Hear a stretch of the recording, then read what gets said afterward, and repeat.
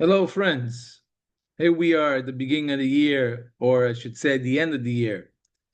Commencing a new year, another year goes by, and we start with the month of Elul.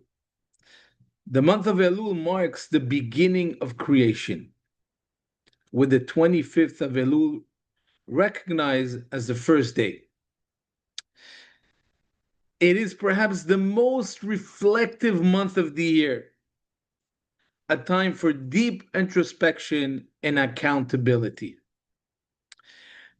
For those of us that are still searching for purpose and meaning, Elul offers us the perfect opportunity to begin. Just as an accountant closes the books at the end of the fiscal year, so too are we called to review and make a detailed account of the past year. This is the month of Elul. So, where do we begin? Naturally, from the very beginning.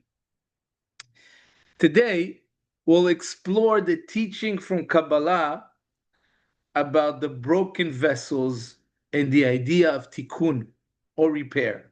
Just share with you a very short idea, a very meaningful one and a deep one,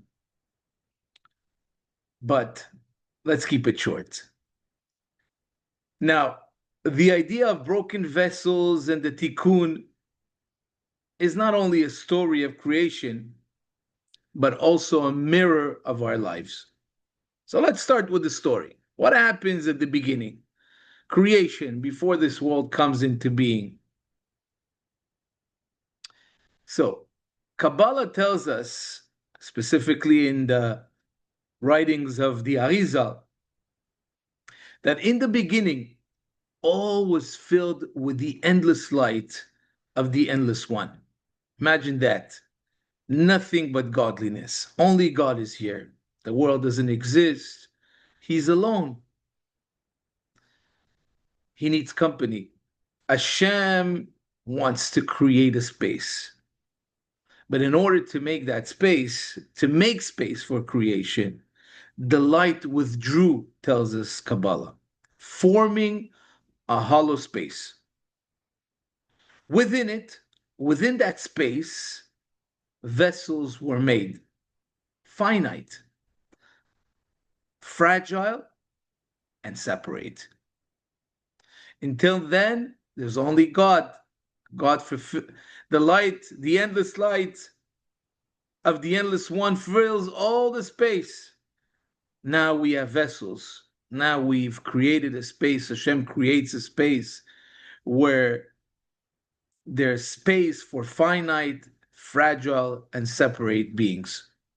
Not human beings yet, but something other than God. At that moment, something dramatic happens. A thin ray of light entered those vessels, and they shattered. Existence broke apart into fragments. Chassidut and Kabbalah says that we are those broken vessels.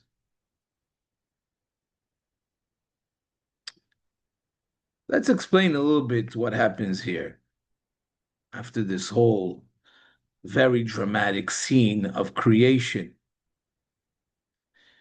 Kabbalah and Chassidut teach us that our role is tikkun, to repair, to gather fragments, to heal both ourselves and the world. Once we've established that we are those fragments, we are those vessels that are broken, our job here now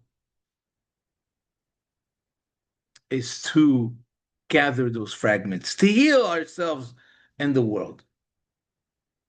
Now, this is not just some mystical idea, it's deeply practical.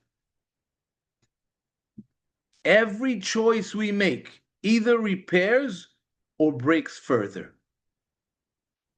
And if I would use the language of the Rambam, where it says that a person should always see himself on a scale, he could tip the scale to one side or to the other.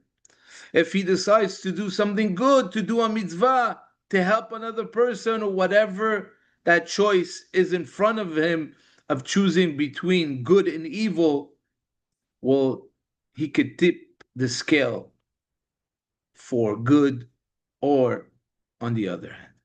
The same idea we find here with the idea of the broken vessels. Everything we do involves fixing, doing a tikkun. Every choice we make either repairs or breaks further. I want to point out another idea here, which shows a little bit of contrast between the light and the vessels. Light gives, vessels receive. Now, when they work in harmony, creation holds together. This is a much, much deep idea that creation and the way creation goes about, the way Hashem creates, teaches volume about how we interact with others, or even the way we interact with ourselves.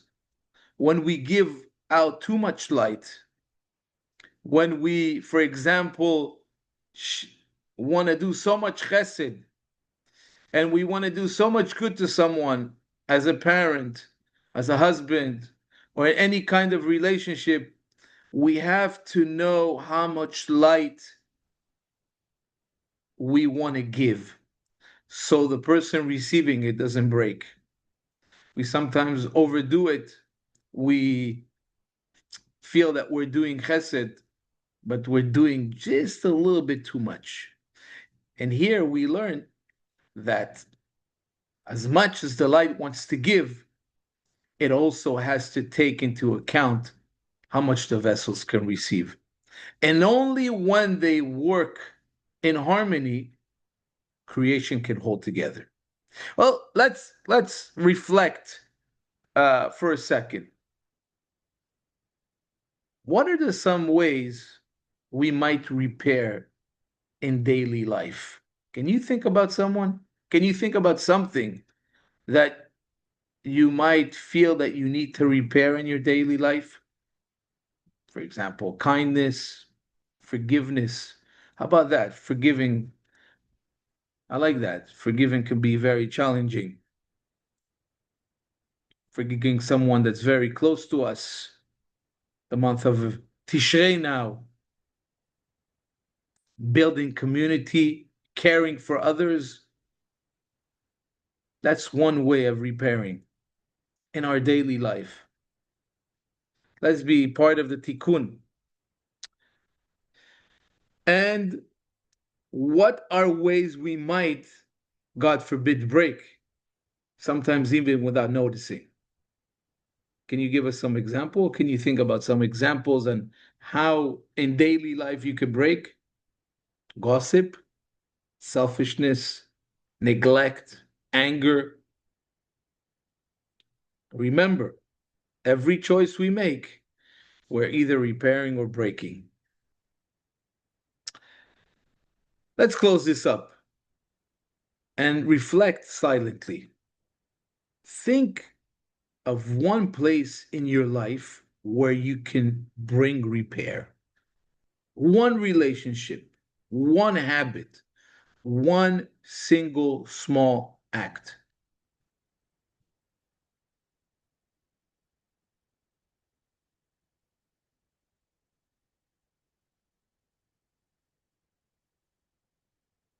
Okay, good. You've reflected. You're in the right direction. You're in the month of Elul. In conclusion, every act of repair, no matter how small, glues the world back together. And that is tikkun. This is a perfect way to start the month of Elul by bringing tikkun and goodness and kindness into the world. Until next time.